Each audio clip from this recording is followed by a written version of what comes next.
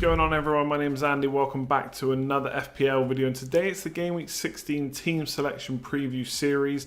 Now, this is going out before the game week has completely ended because of the quick turnaround until Game Week 16 starts again, but most of my players have played anyway. There's only lunchroom to go. Yes, that's a hint about who I brought in this week. So we're just going to talk about my team for next week, how it's doing so far, and look at captaincy and that kind of thing. This video has kindly been sponsored by OneFootball yet again. Completely free app, loads of good live scores and stuff over Christmas. Obviously, there's lots of games coming thick and fast, so it's worth having an app like this so you can stay up to date with all your FPL points. So click the link in the description below or search for OneFootball on Android or iOS stores and get it downloaded now. So this is obviously a bit of a review in progress. I've still got one player to play, Lundstrom.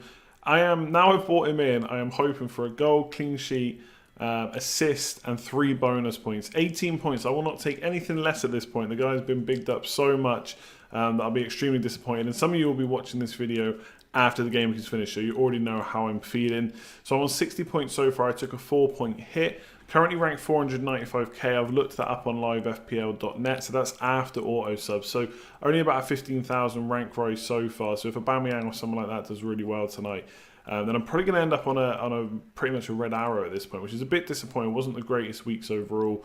828 points total so far. So the 4-point hit. On the last video, I talked about doing Maguire to Lundstrom, which is what I did. But interestingly, I did Mount to Pulisic first. I wrote an article over on Fantasy Football Scout about my transfers, and I looked at the stats difference between Mount and Pulisic. And Pulisic had been taking a lot of shots. Over the last 6 game weeks, he had a higher expected goals than Vardy. So I made the switch, even though on the last video I did say it's a bit of a risk taking a player out like Mount in a good fixture, and obviously it hurt me. Mount scored, Pulisic blanked, which is frustrating. But that's the way it is. Hopefully going forward, Pulisic will be the better option. And I had to bring Lundstrom in. I took Maguire out. He conceded it again. Only 1 goal, so it was a good result for Man United overall, but another game without a clean sheet, so a bit frustrating. But Lundstrom is in, so fingers crossed he can get me some points. I think it was hard to go without him. I know we don't want to talk about ownership too much, but when a player has that high ownership, no one has the need to get rid of him because a lot of you got him at 4 million or maybe up to even 4.5 million. I've had to pay 5. His ownership is really high. His potential for kind of shooting and scoring goals recently has been good. He's been getting quite a high expected goals for someone maybe at Sheffield United who's listed as a 5 million defender, and also there's potential for clean sheets. They've hardly let in any goals this season so far, apart from the Man United match, which is maybe a bit of a blip. So the score looking okay so far. Ings in with another 9 points. I did toy with captaining Mane over Vardy, but it was just hard to look past Vardy. Again, super consistent, did get a yellow card, so only 5 points. But should have had another penalty. Perhaps the second one was given because the first one was so dodgy.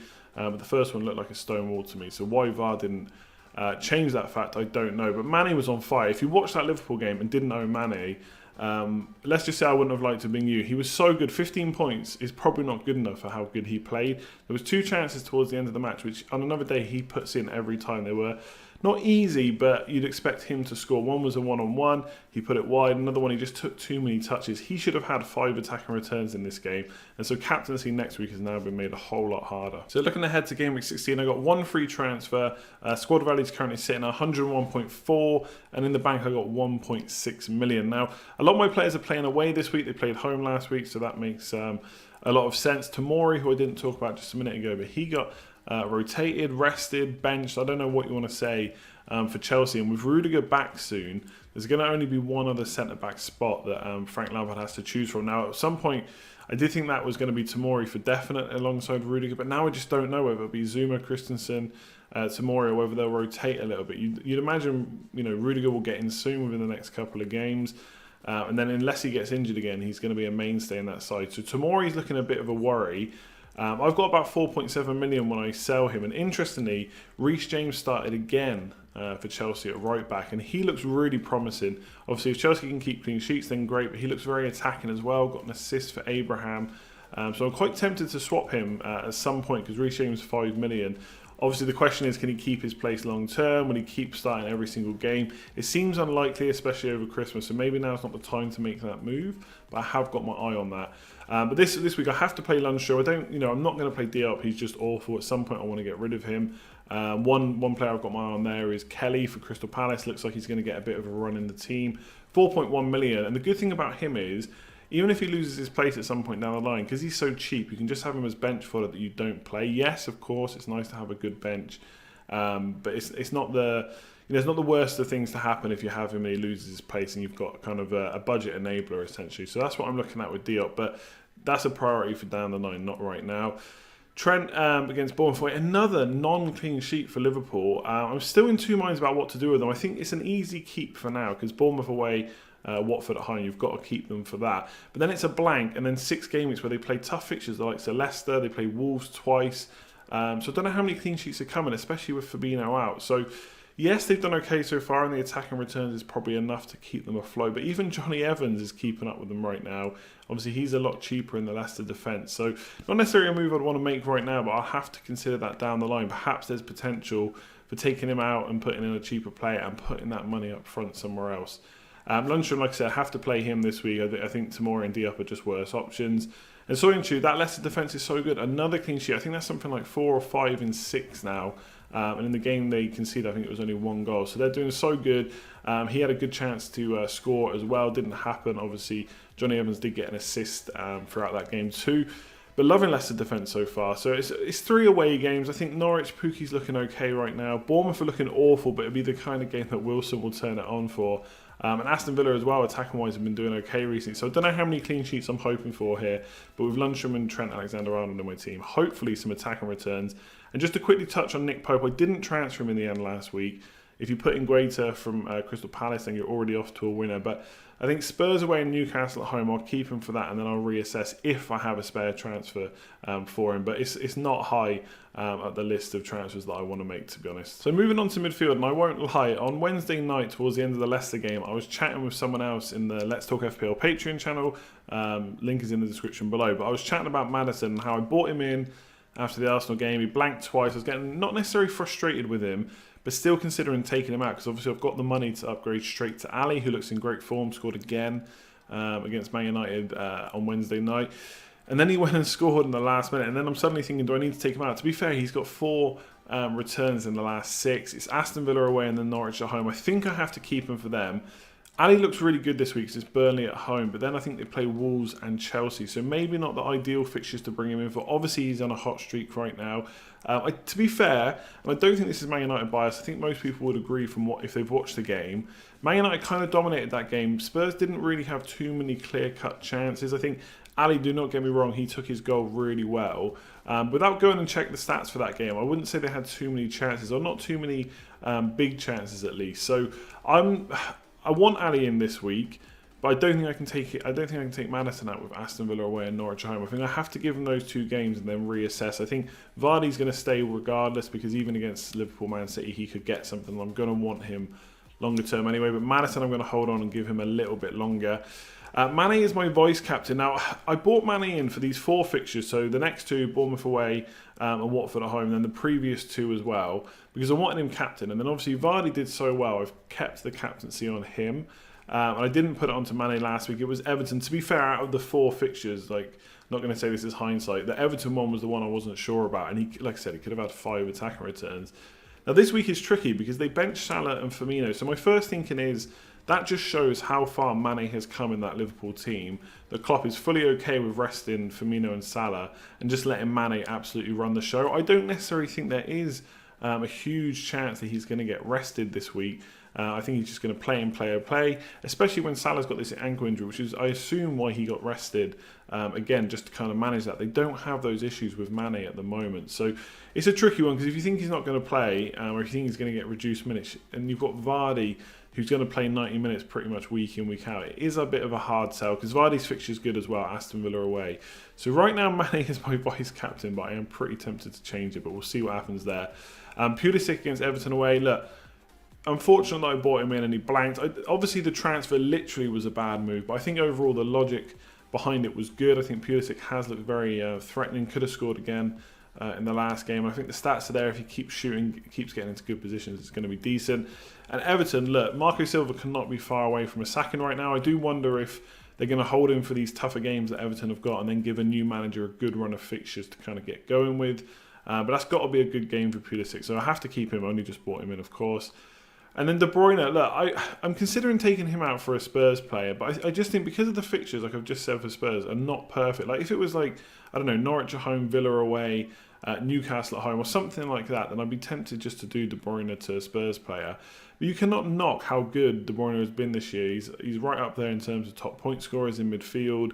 And although I find him a bit of a frustrating FPL watch because I feel like he should get more points than he does, which is crazy because he gets a lot. But he makes everything and he just hangs around on the edge of the box. So I just think if you make that run in, you're going to get even more opportunities to score. But I think that's the kind of game that Man City will dominate against Man United. Man United did very well against Spurs. I don't know if they can have that kind of performance against Man City. So I have to keep him for now. And I think if the Spurs fixtures were better, I would kind of twist on there. I think if you've got a spare transfer and a player you want to take out for Alli or Son this week, he's looking really good. But for my team, I'm probably going to hold in midfield. So my knee is jerking a little bit up front, thinking about whether I should get Tammy Abraham back in. Obviously, he only missed one game.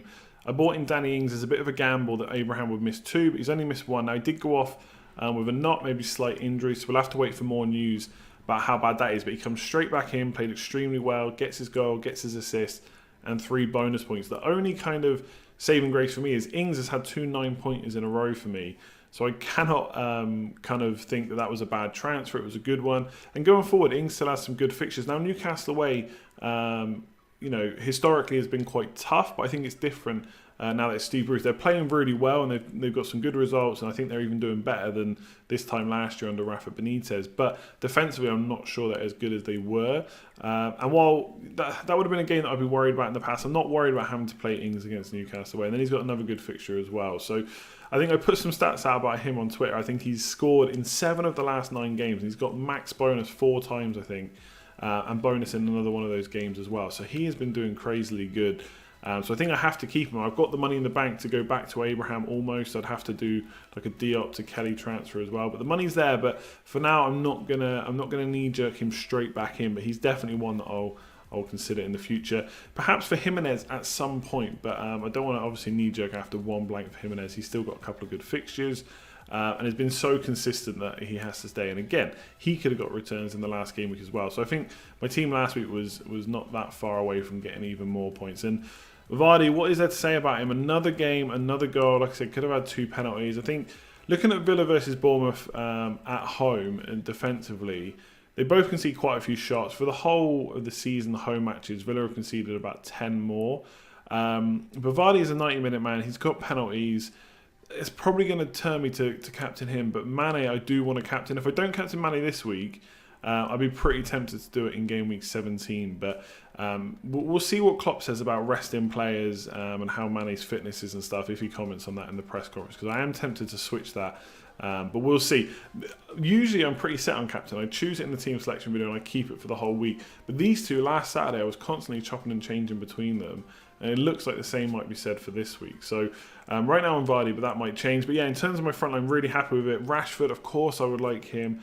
Abraham looks really good as well. There's just so many forward options. One, I'm glad I switched to 3-4-3 when I did. And 2, you just can't have everyone. So for now, I'm going to have to go with that. I think Man City away is going to be a much tougher game for Rashford than Spurs at home. But as we saw, they like to counter-attack, and I think they'll get some opportunity to do that against Man City. But Man City are obviously going to dominate possession a bit more than Spurs did last night. So that is it for this video. Hopefully you enjoyed it. I know it was a bit early. I know the game week hasn't finished yet. And I know some people don't like me talking about my team before I've made my transfers and captaincy decisions. But there's only so much time to get these videos out. I can't wait until 10 minutes before deadline when I've made the transfer to kind of edit the video, render it and get it uploaded. So that's why I do it like this. So hopefully you do enjoy it. If you did, make sure to give it a thumbs up. Hopefully I have a preview out tomorrow.